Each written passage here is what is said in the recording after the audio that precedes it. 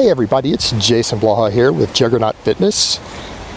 And today I want to talk to everyone a little bit about glycogen replenishment. It seems my topic the other day discussing that you can't spike insulin the way people think you can post-workout in non-fasted people. And all of this talk of insulin and glycogen has thrown people off. And I've got people asking me, well, what about glycogen replenishment? Isn't that important? And the answer is yes. But it also depends on your training style, your training protocol, your training frequency, and it's not the same for all goals.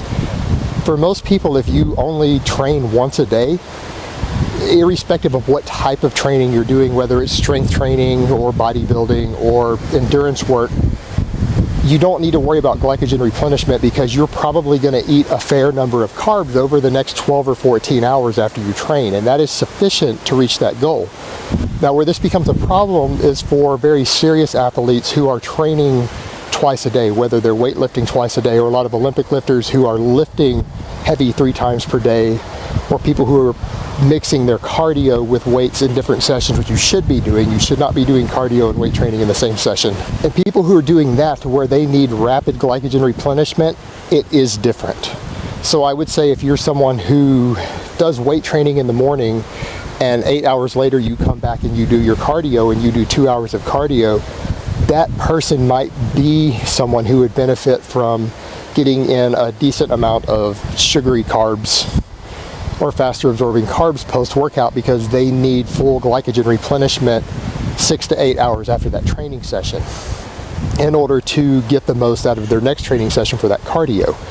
So for people who are splitting their training up into multiple sessions a day, it becomes a more important issue. But if you only train once a day, even if it's for 2 hours straight, it's a non-issue because if you're eating a balanced diet, you're getting enough carbs, your glycogen is going to be replenished completely again by the time you get to your next training session.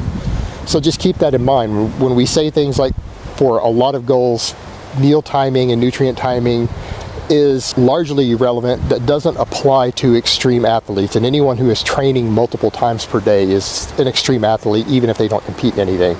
So for them, it does become different. These things do become important, but they should not be seen as universal rules. And that's where people get mad who understand nutrition, is that when people try to make these universal rules that apply to everyone without looking at that person's individual situation and their individual training needs, when they start discussing nutrient timing, that's when people get pissed off, and that's when people want to scream at them and say it doesn't matter the way they think it does. But I gave you an example of where it matters, and that is when meal timing and glycogen replenishment do actually become important at that point. Alright guys, so that's really all I have to say on that today. I hope it has been informative, and I will talk to you next time. But let me give you guys a bicep shot first.